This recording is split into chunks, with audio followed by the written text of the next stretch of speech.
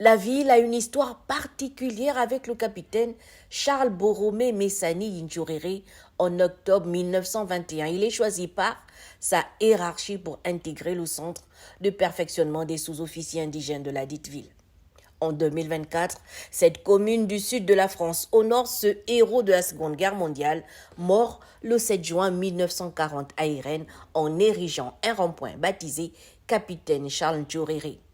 Une place stratégique située en face du musée des troupes de marine de Fréjus.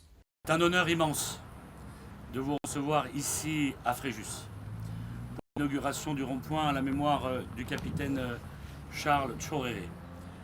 2 semaines après la première visite en France du président de la transition, le général Brice Clotaire Oligui Nguema, qui s'est notamment rendu à Irène dans la Somme afin d'honorer la mémoire du capitaine.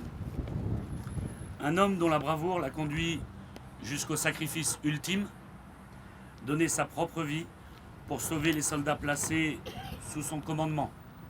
Un an après son arrivée au centre de perfectionnement des sous-officiers indigènes, Charles en sort major de la section sénégalaise. Au regard de ses compétences, il est nommé instructeur adjoint du dit établissement. C'est avec une réelle émotion et un immense honneur que je prends la parole au nom de son Excellence, le général de brigade Brice Clotaire Oligui Nguema, président de la transition, président de la République, chef de l'État du Gabon. À cette occasion d'inauguration du rond-point Charles Yintiouréré à l'entrée de cette magnifique ville de Fréjus.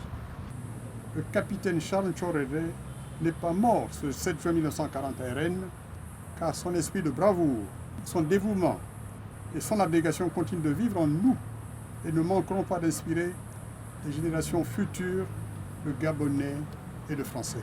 Le vaillant soldat qui s'est engagé volontairement dans l'armée française en 1916 marque les esprits et l'histoire.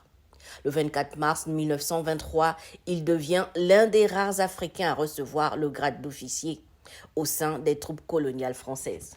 Doté d'un grand sens de l'observation et de capacités d'analyse hors normes, le capitaine Charles Yintiouréré devient au fil des années l'une des pièces maîtresses sur lesquelles s'appuient les autorités militaires de l'époque pour définir leur politique de gestion des troupes coloniales et la voie des tirailleurs sénégalais.